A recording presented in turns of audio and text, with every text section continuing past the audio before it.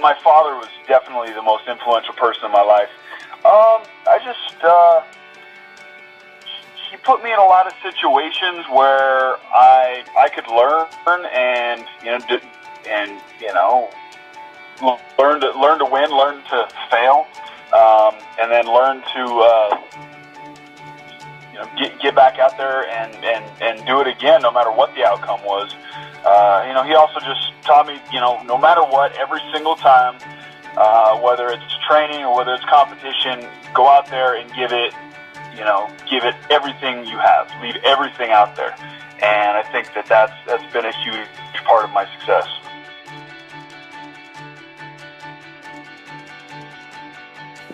And that was Carlos Condit, who will be joining us today. But before that, welcome. I'm Tristan Cannell. This is episode 31 of the Vision Board podcast. And Johnny Stofko joins me. What's up, ladies and gentlemen? I'm joining you with incredible intentions of learning. Cool. And we had Anthony Mundine on 2 episodes ago, one of my favourite fighters. Today, a little bit different. We've got Carlos, one of your favourite fighters. Yeah, he's one of my favourite fighters. If you know anything about MMA, UFC, you'll know who he is, former champion.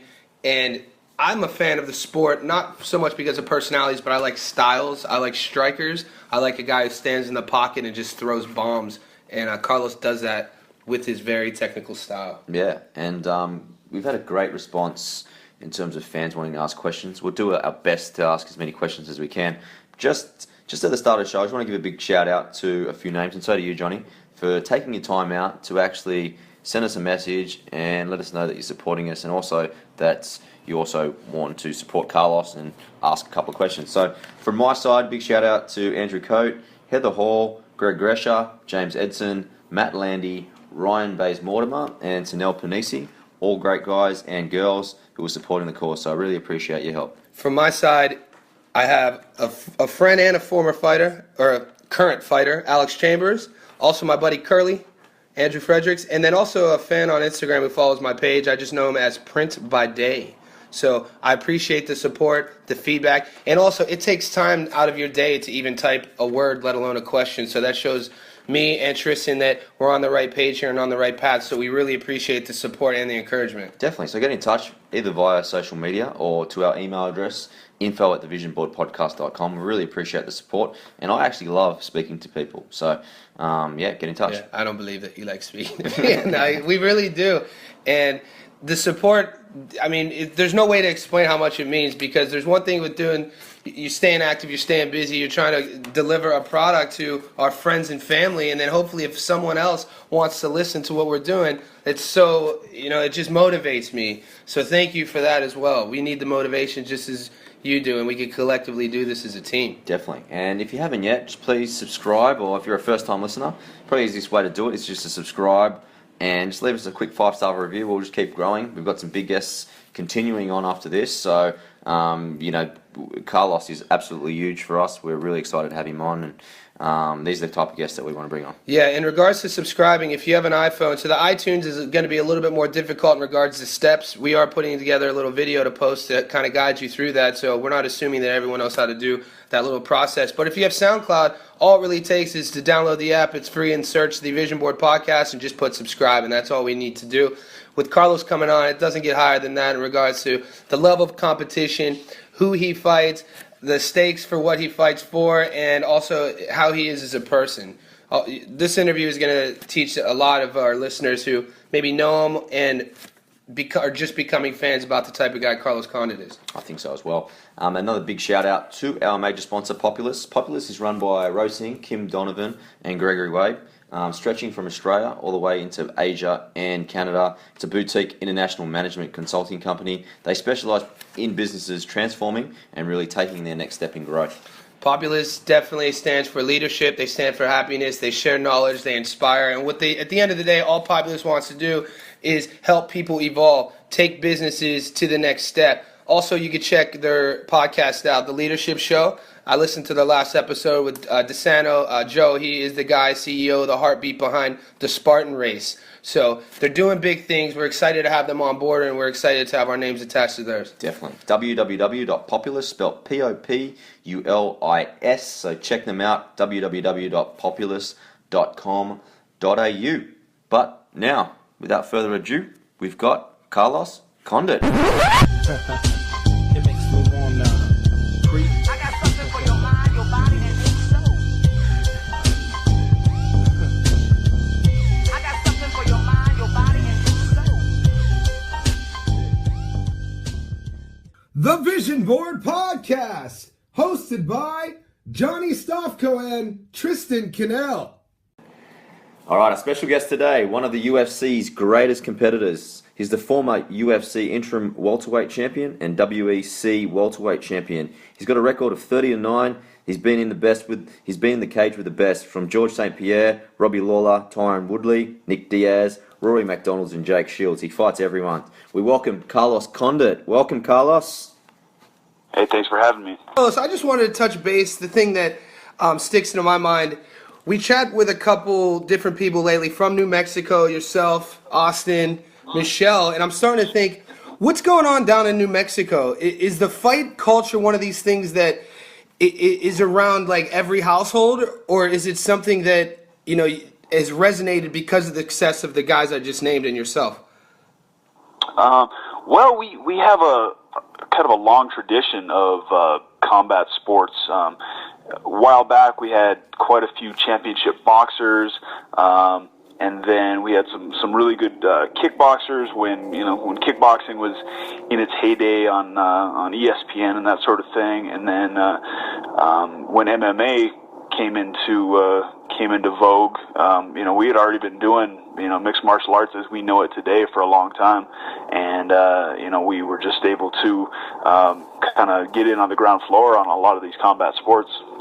Excellent. Could you talk a little bit about also your relationship and maybe the bonds that are built down there? I've read, and your fans know that you've been with Jackson for a long time, Greg Jackson, since you were 15, and I've also read that a lot of the fighters have been around him for that long. What are the bonds like, and also the trust that goes into staying with somebody, especially since your teenage years, all the way up into becoming a world champion? Yeah, a lot of the guys in the system and around the gym have been around for a long time. There's been a few guys like myself who are from Albuquerque, and we just came out of the local wrestling rooms and wanted to try something different. We saw UFC. It was kind of in its infancy, but it was something that piqued our interests. And speaking for myself, I saw that wrestlers and guys with ground game did well. So I thought, hey, I want to try this. And I was just lucky enough to have a gym like Jackson's MMA. I think it's Jackson's Guided Jiu-Jitsu at the time. Had that right at my back door. Carlos, how long did it take for your family to believe that you fighting was more than just the sport that you played on the weekend?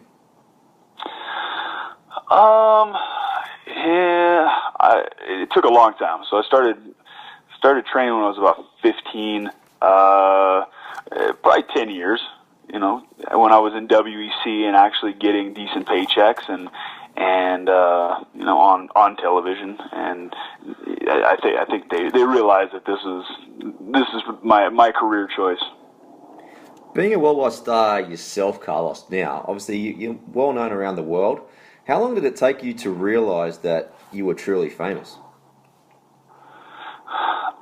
It was a very gradual thing. It wasn't really an overnight success. I've been at this for a really long time, and I gained a little bit of notoriety after the Rumble on the Rock tournament, really with hardcore fans, and then a little bit more in the WEC, and then started having good fights and some highlight reel knockouts in the UFC, and that's really where my popularity grew. So it wasn't an overnight thing, but it's definitely, I've come a long way. Yeah, you're definitely one of these guys that's always evolving. You add different things to your game. Your style, though, is the one thing that I think is the most attractive to the fan. It's really exciting to watch. You're really gritty. You're adding different elements to your movement. It's well documented. You're upskilling yourself after the injury.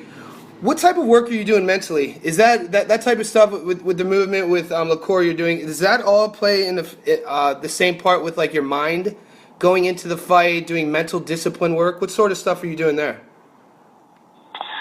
I think that it's all ties into the overall picture. The physical training, the mental training are sometimes one and the same. I feel like if you've trained your body well, then kind of a lot of times the mental aspect takes care of itself. If you believe in your preparation, you believe in your training, you believe in the game plan and everything that your coaches have put together, and you've worked diligently to encode that into yourself, then that's a huge part of the mental game. In my experience. What's your opinion on? I was listening to a podcast recently, and they were referencing a lightweight fighter in the UFC who's on the brink of becoming a champion, and they were talking about being able to. They were saying that this guy, he breaks in big fights, and then the conversation, I guess, was about, is one able to rewire that type of thinking? Is it something that you're born with, or is it something that you could fix? In your opinion, being a fighter, being in wars and bloodbaths, is that something that you were born with, or is it something that you've worked on? It definitely wasn't something that I was born with. I think it was honed through competition. I've been an athlete for since I was like 5 years old. Started competing in combat sports at about 9. When I started wrestling, which I consider a combat sport, and it was really just trial and error. Going out and getting your ass kicked sometimes over and over and over, and dealing with the nerves over and over every time I stepped out on the mat. And I think that it was just something that was developed from a young age in my case. I do think that guys can rewire, like you said, kind of their mental game, but it takes a lot of work. Carlos, you're around the same age as me and Johnny, and I know I've heard you speak a lot about your childhood and you guys loving Ninja Turtles and Jean-Claude Van Damme. Uh-huh. What I want to know is, Yeah. which of the Ninja Turtles best depicts Carlos Condit? I always liked Donatello, and I think it was just because I could make his weapon out of a broomstick, and that's all I really had access to. It was pretty simple. So I was a Donatello guy, but maybe Raphael, kind of the angry loner. At least especially when I was younger. Excellent. Yeah, I like Raphael too. I was more connected with the color red. I never understood why, but it was definitely my choice. When you look back at your past fights, wins and losses, it's easy for one to say to take good things from wins. You seem like you're your worst critic. You're very precise in your game planning, and also looking back on overcoming adversity. Was there what's the one moment in your career so far that in that moment it wasn't so much of a good thing? Maybe it was a loss, maybe it was an injury, and now in hindsight, looking back, you tell yourself you needed that to happen because it was a catalyst for growth. Oh man, it's hard to pick just one, but one thing that stands out is when I fought Jake Shields in the Rumble on the Rock tournament final. I was just overwhelmed, and I couldn't deal with his pressure and his athleticism and his grind, and a big part of that was I wasn't training as a professional athlete at the time. I was talented, and as far as my work ethic, I was more of a hobbyist. I put in some work, a few weeks before a fight, but it wasn't a year-round lifestyle. And I realized after that fight that these guys that I'm going to be competing against do this year-round. They're athletes. They are professional athletes, 24 hours a day, 7 days a week, 365 days a year. And I realized that if I was going to compete at this level, that I needed to make changes in my lifestyle and the way that I trained. Carlos, how do you like to spend the day before the fight? I only ask because recently I've found that obviously Cowboy Cerrone likes doing extreme adventures before his fight to take his mind off the fight. What do you like to do? I like to just hang out with my team. The guys that I train with are also good friends of mine, so I like to just joke around, eat, kick it, relax. just try to have a good time and also try to keep my mind off the fight, but more in more of a subdued way, I guess. What about a meal before the fight? Because I've got a couple of the boys at the gym just wanting to know, when's your last meal before you fight, and what do you eat? Well, lately I've been fighting. Well, usually I fight on the main event, or at least way later on the card. So I get there and I have at least a couple hours to wait before I fight. So I try to eat, a decent meal right before I go, because I'm not going to compete for at least another 3 hours. But I just eat something very similar to what I would usually eat before I went to train. Maybe some sweet potatoes or some brown rice, some good greens or good vegetables, and maybe a small amount of protein. Nothing real heavy. But a light meal to hopefully sustain my energy through throughout that time and up throughout the fight. What are your nerves like? This is a question from one of my buddies, and he wanted me to ask you. So you're getting ready to get called into the cage. It's a main event. Millions are watching. What's going through your head? Are you able to deal with that, or are you able to just block it out and prepare yourself for combat? How's that work? Really, it's in my name.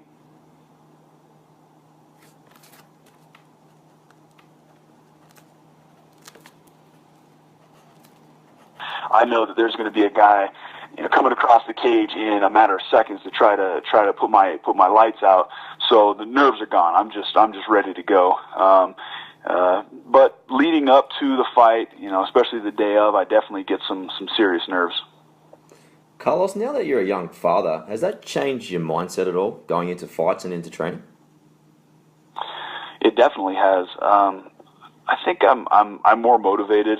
I realize that, I get to do what I love for a living, and I get to support my family doing something that I enjoy. I probably get to spend more time with them doing this than I would if I was working a regular 9 to 5. So that definitely gives me a lot of motivation and just perspective on the whole thing and this whole lifestyle. Looking back at your career, where it stands today, if you look at your wins and losses, you've avenged a couple losses when you were younger, the Prater fight, the Campman fight. Is there one? We talk to different type of guys, and some say certain losses haunt them and they want that fight again, and some just say, you know what, it's a loss and I moved on, I could care less. What's your headspace on that, and if there is one you want again, which one would it be? I would definitely like to avenge my losses, not because they haunt me, but just because I'm a competitor, and I just, that's just who I am. I'm a competitive person. Either the fight with Johnny Hendricks, which was very, very close, or the fight with Tyrone Woodley, which ended in an injury. Either one of those. You got hurt. Yeah, Carlos, you actually just brought up your injury, and it's interesting. Me and Johnny were just talking about ACL injuries, and I remember just from listening from what you said, it took you about 16 months to recover fully from the actual tear. Can you give anyone advice out there for the best way to actually handle that sort of injury? Well, I had a really good physical therapist. The guy that I worked with had worked at the University of North Carolina in their athletic department, helping rehab very, very high-level collegiate athletes. So he knew how to work with a high-level athlete. He knew how to push me, how far to push me without getting into a dangerous territory, but also challenging me every single day. So a good physical therapist is probably key for anybody, and definitely was a key for me. Have you read anything about that study? It's made news in the last couple of years. It was a placebo knee surgery study to where they took two different clients who had to have the surgery. The one they did it, and the other one they just did the dots on the patella, and told the gentleman that he had the surgery, and rehabbed him normally. And after a year, the guy who actually didn't have the surgery but was just told that he had it was performing just as good as the guy who actually had the surgery. So have you heard anything about that study? I don't think that I heard that. I wonder what injury they had and kind of what their level of activity was. Yeah, it was a slight it was an MCL tear, and it just makes me think that the mind has so much control. I mean, we probably aren't even aware of how strong just the positive mind can do in repairing our own bodies. When you were doing your rehab, were you were probably seeing the physical therapist, sports psych? Was that part of your routine? No, I didn't really go to. No, I didn't do any sports psych. My psychology with regards to the rehab was really just trying to focus on the small things that I could do every single day. I couldn't do everything I wanted, but the things that I could do definitely challenged me. So I just took every small increment as a challenge and as a goal, and I put enough of those together over the 16 months to come out with a very good end product.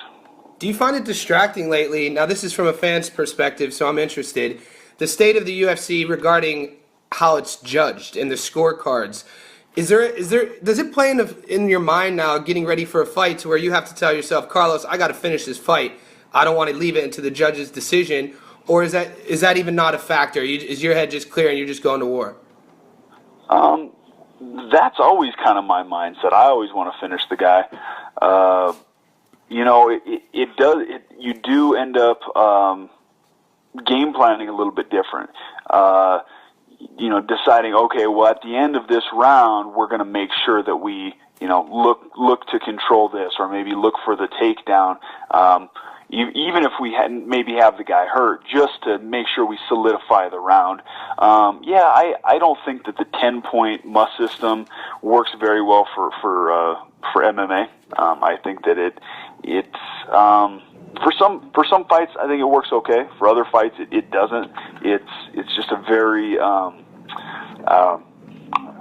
I don't know. It's not very dynamic. It's just very. I don't know what the word I'm looking for is, but it doesn't. I don't think it's trustworthy. I think that. Yeah, I just don't think that it's a great way to judge MMA. I don't. Because you put two people in a cage who are giving each other everything they have, and then at the very end, I'll use the Lawler fight for instance, and it just is deflating for a fan. I can only imagine what it feels like for you, to having maybe people who've never even sparred before deciding your fate. So I just feel that maybe there could be a little bit better system. Maybe get some athletes or some fighters judging the fights. That's just my opinion. I would agree with that. I also feel like judging it round by round is only looking at a small segment, and sometimes somebody can win the fight as a whole, but maybe lose the rounds. I don't know if that makes sense. Yeah. There's definitely some room for improvement. Carlos, obviously you just come off that fight with Robbie Lawlor. There's also, you got Conor McGregor on Sunday stepping up to 170 to fight Diaz. Like, me and Johnny were just chatting tomorrow, and there's been obviously a bit of talk about McGregor maybe getting Lawlor next, but me and Johnny are of the opinion that to get to Lawlor, the next best in line is definitely Carlos Condit. So you can't get to Lawlor without finding you first. If you got the pick between McGregor and Lawlor, which one would you prefer? I'd have to go with McGregor. It's a bigger money fight, man. Yeah. Just because the money, I would love to see that fight. Just because, as a fan, your style, and then I think it's. Some people would say it's good for the sport. You get the guy talking about it. Yeah, that's one side. I think it'd be just as good for the sport if he gets beat on Sunday, or Australia time Sunday morning. So, I don't disagree. I think it's going to be an entertaining fight on Saturday. But as far as me fighting McGregor, if he stays at 170, I'd be game for that one. So I like to hear. That excites me. I'd love to see that fight. Carlos, just if you could describe yourself in 3 words, how would you describe yourself? I hate these games. Just a regular guy, I guess. Cool. That's excellent. The title fights you've been in, the huge stakes, the wins, the losses. Are you able to identify the difference from winning the fight to losing a fight? Is it a technical thing? Is it a mental thing? Is it a physical thing?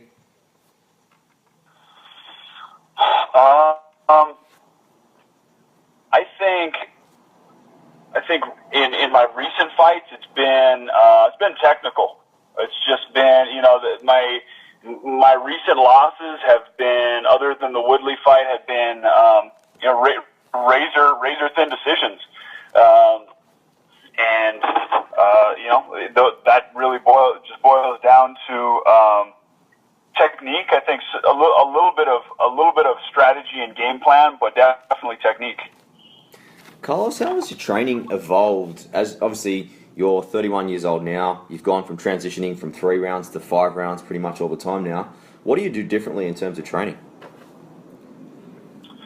I train year round. I don't get out of shape. I'm an athlete 365 days a year.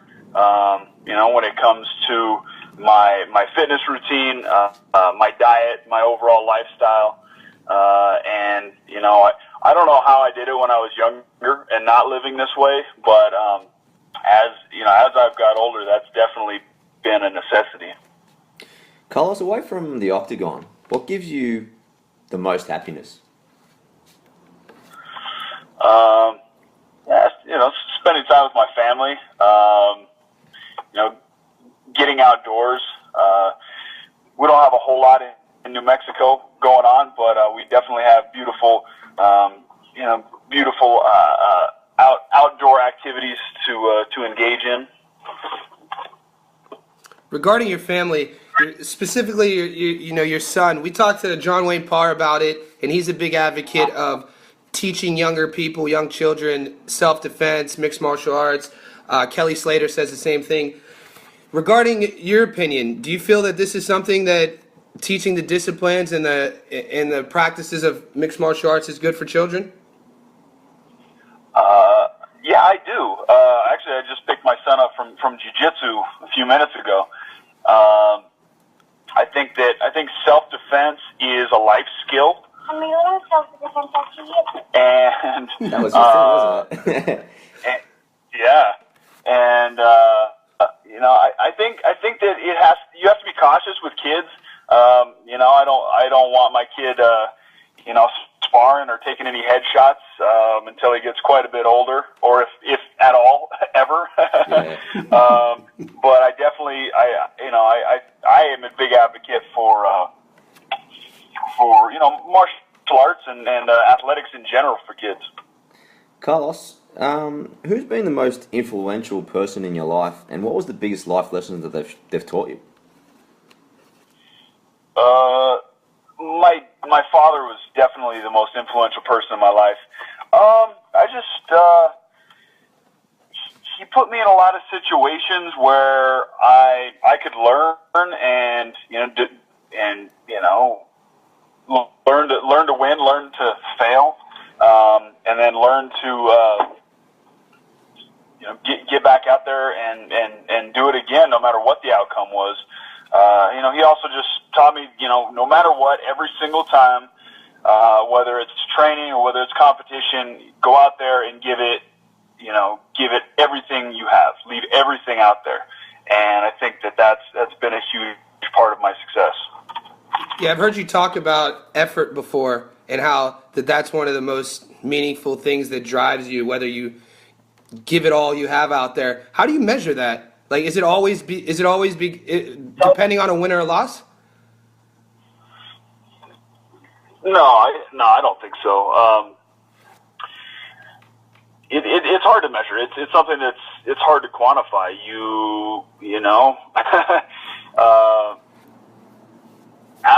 For the most part, after any fight that I can remember, I feel like I gave it 100%. There hasn't been a fight in a long time that I wasn't able to give it 100%, other than when I blew my knee out and couldn't continue. I've got a fan question for you, Carlos. It's okay. So it's anyone dead or alive. You've got a dream matchup in any discipline. Who are you fighting, and what discipline are you picking? I'd like to wrestle with Genghis Khan. I think he'd win that fight. Yeah, Genghis Khan. He's responsible. I don't know the stats. I'll butcher it, but Google the stats of like the people he's responsible for connecting and related to. It's crazy. Another question we had was... Oh, yeah, he's got like 16 million direct descendants. Yeah. Wow. I'm glad you knew that stat. That's crazy when you think about it. You better be careful. Something like that, yeah. Yeah. Another one we've got is a couple of your teammates, Overeem and Arlovsky, set to square off. They want to know, how was the mood in camp, and have you ever fought a close friend? You know what? I haven't been around. I don't think that. I'm not sure that Overeem is going to be training at Jackson's for this fight. That's kind of the word that I got. There's only a certain amount of heavyweights in the UFC, top heavyweights, and a bunch of them were training at Jackson's. And so it was kind of inevitable that these guys would end up fighting each other. Travis Brown ended up fighting Arlovsky. Now Overeem's fighting Arlovsky. It's a small pool that they're choosing these competitors from. And as far as fighting a close friend, I've never fought a close friend in competition. I fought, I fought like pretty much all my friends growing up though, but never competition wise. Regarding competition, you tweeted about a month ago to your fans, to everyone, that there was maybe some announcement, the UFC. I haven't seen anything since. Maybe I haven't done my research, but have you gotten any word what your future's looking like and regarding your next opponent? No, man, it's still up in the air. I would like to get the title shot again. I feel like I won the fight. I feel like I should be the champion right now. The judges didn't see it my way, so I'm not going to bitch about that, but I would like a chance to get out there and have another shot at Lawler. Yeah, also, this is a question that I've always wondered. Between that Lawler and George fight, towards the end of that George fight, man, it looked like you were going to finish him. Who was tougher?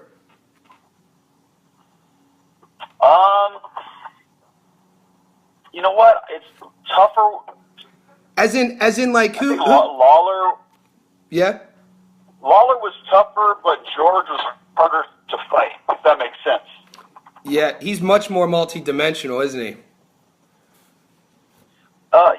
Yeah, and it was really hard dealing with the takedowns, dealing with the top control. He stifled a lot of my game. I wasn't able to really get into my flow like I was with Lawler. It was that was a tough fight. They're both very, very, very tough guys.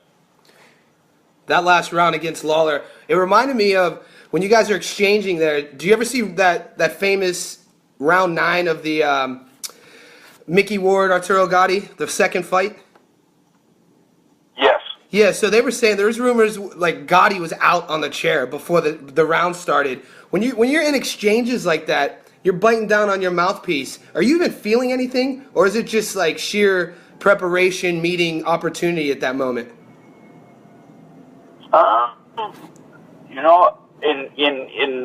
In situations like that, I really feel like you're really at the base level of who you are as a competitor and as a human. A lot of times, you're falling back on the technique and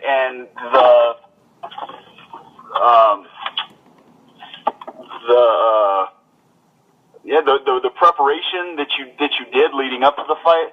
But if you don't have that gas tank kind of emotionally to go into, or that heart, you're not going to be able to sustain yourself in those moments. You're going to crumble. In the lead up to the Robbie fight, Carlos, you guys did like a press tour and you saw each other every day. How was it? What was it like to just have to see him every day when you knew you were going to have to fight him in a few weeks? You know, it was a bit awkward. I had never really done a press tour when we were doing interviews in the same room at the same time. But Robbie's a cool dude. He's a professional. It was, it's part of the business. We got to sell the fight. Before we let you go, man, we have a personality question we like to ask everyone. So you have a dinner party. You're inviting them over to your house. You get to invite 5 people, dead or alive, no family, no friends. Who would you invite? Dead or alive? Maybe Teddy Roosevelt, because he's like my favorite president ever. Hunter S. Thompson.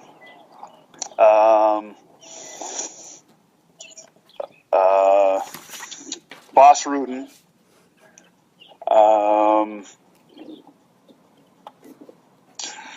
Shoot, I don't know. I don't know who else. 2 more. Is Genghis Khan getting that invite? No, you already wrestled him. Yeah, you already wrestled him. Yeah, sure.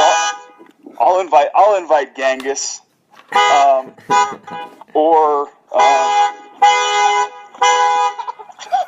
Sorry. Is that your little man? Yeah. Oh yeah. Tell him we said hi. He's causing trouble. That's awesome. We gotta shoot. I don't know. I like.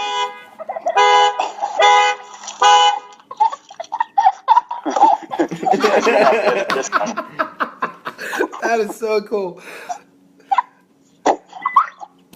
Maybe this little joker. We'll let you slide. We'll let you slide with that one. And Carlos, just before we go, could you just leave our audience just with some words of inspiration, maybe for someone doing it tough out there and, trying to chase their dreams? Really the advice that I would give somebody really in any endeavor would be, just focus on the small incremental goals. Sometimes looking at the bigger picture is overwhelming.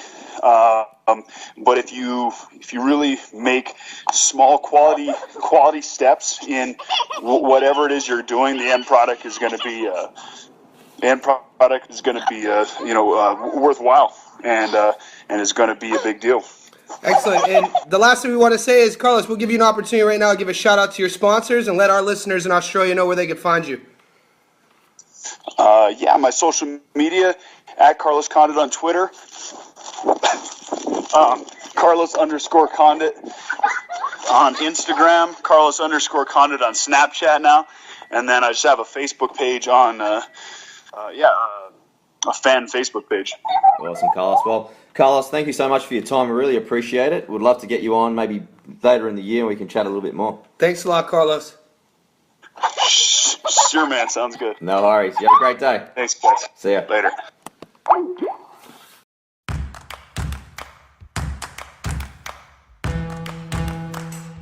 The man, Carlos Condit. Yeah, Carlos is one of my favorite fighters. It's really an awesome opportunity to be able to chat with a guy like that. And then just hearing his son in the background just gave it kind of like a soundtrack to the interview. Definitely. You really get to see. And what's Carlos's nickname? What is his nickname? The Natural Born Killer. And you see... You know what's really funny? That you just said he's one of my favorite fighters. Yeah. I've asked 100 people, and everyone he's always in their top 5. It's his style. It's his style. You got to watch. Doesn't he? Guys, if you're listening and you've never watched MMA, you've never watched UFC, all you really have to do, if you like action, to become a fan, is YouTube a Carlos Condit fight. You know what? YouTube Carlos Condit, Robbie Lawlor, and you're going to just be on the edge of your seat. And it was just really, really cool moment right there to be able to chat with him and, basically from our perspective, not give him the idea that we're even fans. That was the tough part. He's going to be in it for a big 2016. I think Man. things are lining up for him. He's going to get a big fight. A big fight. He's always in big fights. This is going to be the biggest fight of his career. The one next is going to be the biggest fight of his career for me. Well, he fought Georges St Pierre. He fought Lawler for the belt. I'm feeling he's going to get Conor. You think he's going to get Conor? I think he's going to You think he's going to get Conor? I'd love to see it. I'd love to see it because I'd love to see that matchup, Carlos versus Conor, because Conor's going to try to bully him. Conor's going to try to do his mental warfare. Carlos is so articulate. He's so intelligent. He's respectful, and he's a technician in regards to his style. He's not going to have to worry about the takedown. He's going to stay in the pocket. He stands at 6'2", walks around at 190. He's long, and man, I'd love to see that fight. He's very long. He's very long. He could fight at 185 if he wanted to, but at 170, he just gives people fits. Do you think McGregor's maybe testing the water with Diaz just to see how he goes against maybe a long fighter? Do you think that, not that Diaz mimics him in any way at all, they're totally different fighters, but in terms of their length and their actual body types, very similar, wouldn't it? No, I'm no psychologist. I did go to school for it. But to psychoanalyze Conor, what I think, in my opinion, so he's a champ at 145. He was going to fight Dos Anjos at 155 for the belt. Dos Anjos got hurt. I think he thinks going to 170, he has nothing to lose. So having that moment of nothing to lose, he doesn't have any fear. He could say he's fearless, but that 155 matchup with Rafael, that's a dangerous matchup. And I don't know if he's got nothing to lose, though. I think he's got everything to lose. I think in his headspace, though, he's like, hey, man, I'm fighting at 170. I'm supposed to lose. So he's supposed to beat me. So I have nothing to lose in this fight. And if I win this fight, I'm even a bigger star and I'm even a bigger legend. So when I say nothing to lose, I'm not saying physically, I'm not saying on paper, I'm saying his mindset of nothing to lose and bringing that into the cage of, you know what, he beat me. He's 170. He's supposed to beat me, that sort of thing. I fight at 145. But if he wins that match against Nate at 170 and he gets a chance to win a belt at 170, that's something totally different than having the belt at 155. Because he's been a champ at 155 in other fight promotions in Europe. So the 170 is a different ballgame. They're different athletes. They're different speed. There's different power. And you know what? In my opinion, it's the most dangerous weight class in the UFC, 170. Stacked. Have a look at 1 to 10. They could all be champions. Stacked. Easily. And a lot of them were champions in other promotions. Yeah. You know what? We have from the top. I'd love to see him fight Rory. Hopefully Rory could come back at 100% since that fight against Lawler. But you got MacDonald there. You got Hendricks there. You got Wonderboy. Stephen Thompson. You got Matt Brown. Damian Maia, who are fighting in Brazil coming up. That division is stacked. Yeah, Diaz, Hendricks, who just lost. Wonderboy, who knocked out Hendricks. Thompson. That's the best division in my opinion. Sport. I think it's in the most combat sport. That's probably the number one stacked division. I think it's the most exciting. 1 to 10, you can have any guys that can beat each other on the day. I know we're missing guys. I wish I had my Google up right now, but we're missing guys too. Lawler, Condit. Yeah, Lawler's the champion there. Condit, really. But I don't know where Tumarov's fighting Einstein. Woodley too. But then you got a guy at 170 who Lorenz Larkin, who fought Tumarov, and Larkin has a win against Lawler. He beat him in the WEC, and that guy flies under the radar. And Larkin, nobody wants to fight. I think, like Matt Brown said, I think there might be a bit of a wait between fights because I do think if Condit doesn't get McGregor, it will be a direct rematch with Lawler. Makes sense. And I think that Carlos is one of the most well-respected guys in the sport because how he carries himself. He takes all the fights. And look at his style. Coming from a fan's perspective and a CEO perspective, if I'm Fertitta, Dana White, then you got Sean Shelby, the guy who makes the fights, the matchmaker. They love a guy like Carlos because he's a family man. He's well-reputed. He's educated. But guess what? He fights like he's none of that. He fights like a murderer. If I was a CEO, that might be a reason why I wouldn't rush him back into the octagon because him taking blows all the time. Are you talking Conor or Carlos? No, Carlos. It might just shorten his career. The more wars he gets into, you come closer to that last fight. And I don't think they want him to have a last fight because he brings it and the fans get excited. If you get what I mean. It only takes so many head knocks that you can take. Yeah, but he's never been knocked out. So they say you have a chin until they hit strengthen it. But Carlos is already blow after blow after blow. There is a little bit of damage being done, and there's only so many punches you can take before it says you can't do it anymore. I agree, but these guys are outliers. They're not office workers. They've been taking blows since they were 15. So you look at it; it's a way of conditioning. He already talked. He was so deflated, man, after that Lawler fight. Watching the press conference, it was sad to see him like that. Now, don't get me wrong, guys. Robbie Lawler's my favorite fighter. Like I've cheered for Robbie, so. I'm a huge Lawler fan because what this guy was able to do, he's my age, I'm 34, he's been fighting in the UFC, started as a 19-year-old, got cut from the promotion, and then worked his way back. It took him 6 years to get back to the UFC, about 3 years ago, and then became a champion in his early 30s. And his style, he just stays in the pocket, he's He's very predictable. He stays there and throws bombs. But you got a guy like Carlos who the style is just a fan's dream to watch. Yeah, it's a promoter's dream. They don't have to do much. When you got a guy like Carlos and you got a guy like Robbie, their highlights sell themselves. Do you know what I mean? They don't have to talk trash like a Mayweather on the outside. Have you seen the Manheim, the Melvin Mayheim fight? No. Google this, guys. Go to YouTube, type in Robbie Lawlor, Melvin Mayheim. Mayheim's a Dutch kickboxer. They were fighting, I think, Strikeforce in 2008. And Lawlor at the time was fighting at 185. He's getting beat up. It looks like he's getting torn up the whole first round, getting hit with these leg kicks, isn't doing much on offense. This is at a time in his career where he wasn't really, I don't think he had left yet to go to ATT. I think he was still training at Militich. And he sits down on a right hook and catches Mayheim and knocks him out cold. It's one of these knockouts, and that's all you need to know about the type of the fighter Robbie is, and also Carlos. Neither one of them could finish each other.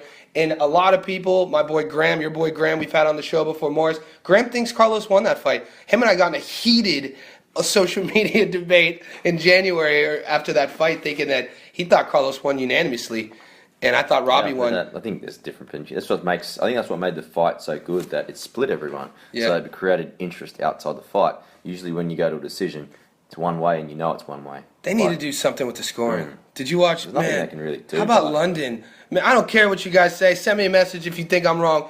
But Anderson beat up Bisping. He beat him up for 5 rounds.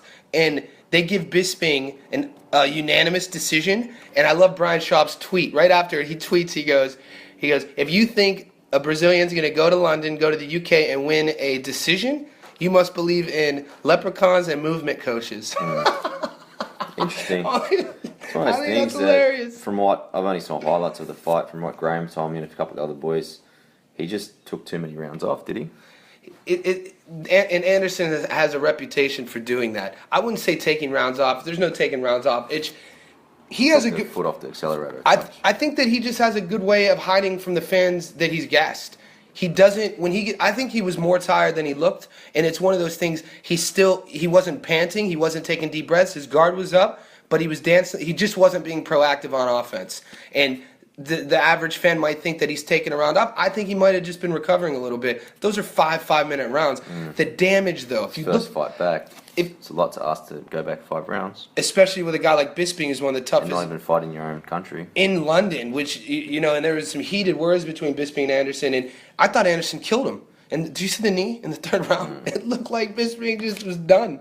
And Anderson not only thought he won, he jumps on the cage. Did you see this? Yeah. And he's like this, and they literally had to pull him back in the cage and say, dude, the round ended. It's not over. Yeah. So think about that emotional roller coaster. To think you won, you're celebrating. They have to pull you back down, and then you have to go fight again. What do you think he goes from here? Injury, suspension, now he's back.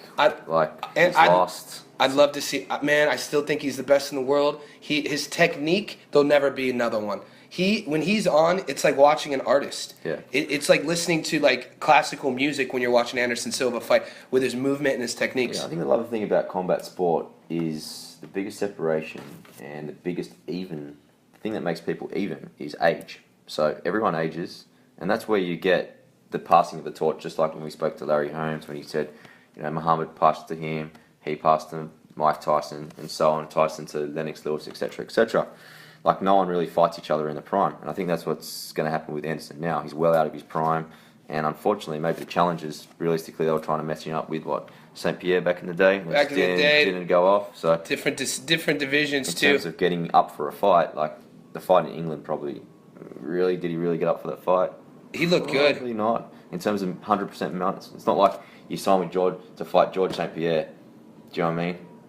That's your dream matchup. And you put 100%. I just really don't think that the motivation would be there for him to. I think that 185 division is there for the taking, though. You got Luke with the belt who beat Weidman. They're going to have the rematch, and Weidman made a horrible decision, a bad mistake, and Rockhold capitalized on it. He's a champ. But man, I wouldn't bet against Anderson if he fought one of those guys for the belt. Definitely not. He's got the skills to be a competitor every single time. Check his record out. He was a 10-time. He defended his belt in the UFC 10 times. Think about that. But that when he broke his leg, that was maybe one of the most horrific things. Apart from maybe who was that Indiana pacer that broke his leg on the basketball? Oh man, there were a couple. Paul George. Yeah. But then you had 8-9 years ago, the Clippers had a 19-year-old future star named Sean Livingston, who went up for a rebound on the baseline. And Livingston won a ring last year with Golden State. Yeah, he's a good feel-good story. But this guy when he was 19, he was 6'7", long, and they were comparing him to Penny Hardaway. He can defend the power forward. He was smooth too, and his leg snapped. And then you had the kid in the Final Four a couple years ago in America, the NCAA tournament, when you had Louisville's guard just go up to defend, and his leg snapped. Those are horrific injuries. That actually happened to Anderson. It was a compound fracture through the skin, and it was one of those things that, as a fan, it's hard to recover from because anyone seeing a stranger suffer is hard enough, let alone a guy who's a legend. That just goes to show you, once again, I don't mean to drive this nail home, but nobody is permanent. Everybody is, susceptible to any adversity. Yeah. It's about how you overcome that, and Anderson's definitely, in my opinion, succeeded in overcoming that adversity. Yeah, definitely. He's a competitor. He'll be there. Hopefully he does get a good matchup and, he gets a shot back at the title. Probably deserves that. Yeah, what was one of your reasons? When's he allowed to fight back in America? Anderson? Yeah. I'm not sure. I've learned. That's a big thing why I was in England. Is that why? Yeah, I think so. I didn't know this. What's crazy, though, is these... I don't want to start controversy, but you look at a lot of these high-level Brazilian fighters, there's some that won't fight in America. Because if you fight... Listen, guys, the drug testing policy differs between not only state to state, country to country. So if you're going to Brazil, it's going to be a little different with the people. I'm not saying it's corrupted, but the organization. Now, USADA is the company in charge of the UFC doing all the drug testing policies. But I was listening to a podcast last night, and they were talking about, and it just made me think, which I was unaware up until that moment, that they said a fighter's name, and they giggled. They're like, yeah, he only fights in Brazil. Because, he knows he doesn't have to get tested. Think about that. Think about if you were a combat athlete and then having to worry about the stress if somebody else was taking performance-enhancing drugs. Yeah. That's dangerous. I guess across any sport, it's really. Offensive, but especially a combat where you're fighting with your limbs to finish the other person. To win the fight, you have to either tap, get knocked out cold, or survive the whole damn thing and leave it into the judges. But you don't train for that. But even getting tackled in a league or NFL game, anything like that, just getting hit by someone on that substance would just... Yeah, I had a couple guys shivers through. So. I went to college with it. A couple of the guys I used to know were on the gear, and they would actually make it. They would order it off a vet website, and they would get these cattle pellets. And then anyway, they would make it, and we would wrestle around, and I always had that in the back of my head. I'm like, you pick your battles. And you're like, this dude's part, like, beast because he has a cattle drug in him. Definitely. So in regards to Carlos, what was the biggest thing for you? Why did you want to chat with Carlos? What was Carlos? He just didn't come out to win, guys. We choose to speak to these people. That's why Tristan and I always chat to each other, and we're really fortunate and aware that you take a late night show host. So any, broadcasting host, they have their own show. They're having all these famous people on, actors, celebrities. I always talk to myself, I'm like, do you really think that host would really want to hang out with these people and talk to these people? What we get to do is reach out to the people we really want to talk to. So tell us a little about why you wanted to talk to Carlos. I think Carlos has made it to the top now, but he's taken the hardest road to the top in terms of he's taken everyone. He probably didn't have to take every single fight that he did, but if you ever look at his record, it looks like step up after step up after step up after step up, or pretty much he's always fighting people in that top 6 or 7 people in the world. And that's just incredible because realistically, he's only ever been the interim UFC champ. It's not like he was Robbie Lawlor and he could pick who he wanted from the top 10. He was the interim champ or in that top 3 or 4 contenders and still picking out the best.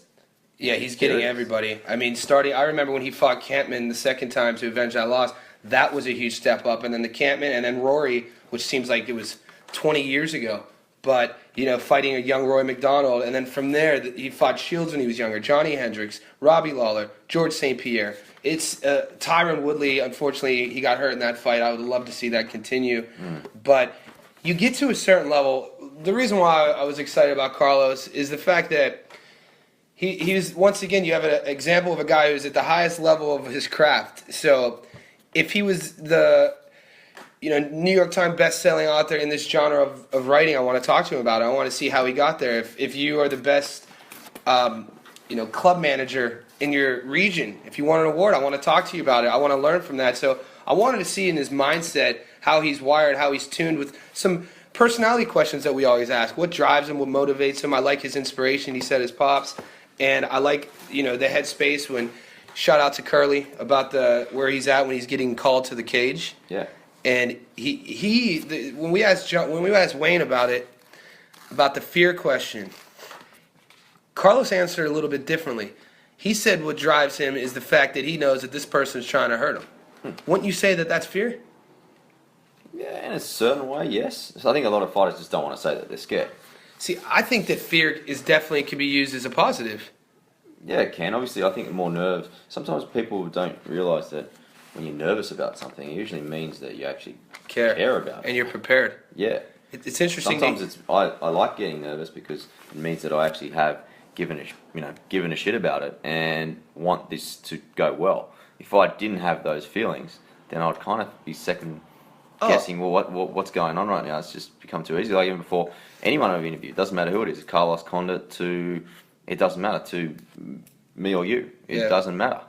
Preparation. I'd be prepared and I'd be nervous every single time. Yeah, that nerves I think is definitely can be used as a positive thing because it shows that for one you are prepared. It's not a nervous feeling like you don't have notes, that you haven't done your research, that you're going into cold, but it's a nervous that you want to give your best potential. You want to exchange and show and people who listen to you and people who look up to you that you are worth that reasoning because you've earned it. Yeah. It's not like we wake up and just kind of, all right, let's talk to this dude today. What are we going to chat about? The same 3 questions. No, it's you care about learning and you care about sharing ideas and you care about sharing knowledge, and it's evident in your work. So I definitely agree that there are nerves, man. Yeah. You texted me. I was like, dude, that's pretty cool. I gotta do my homework, refresh on, especially with social media. Things are always changing. Yeah. And you don't want to be the interview that lets him down. Do you know what I mean? That's right. Cool. Guys, I've got no doubt that you would have enjoyed the Carlos Condit. So if you've got any suggestions, feedback, send us a few questions through info@thevisionboardpodcast.com. Also, just remember to subscribe via iTunes or SoundCloud. Leave us a quick 5-star review, please. And also, just check us out on social media. Excellent. We're also experimenting with a couple of different ideas. If anyone's listening out there that may be a graphic designer, we have a little game we're thinking of behind the scenes. If you feel that you could do some cool type of imagery, contact us at info@thevisionboardpodcast.com and we'll send you some more details. Awesome. All right, guys, you have a great week. Thank you again, and we'll see you soon. See ya! It makes me wanna creep. I got something for your mind, your body, and your soul. I got something for your mind, your body, and your soul. The Vision Board Podcast, hosted by Johnny Stofko and Tristan Cannell.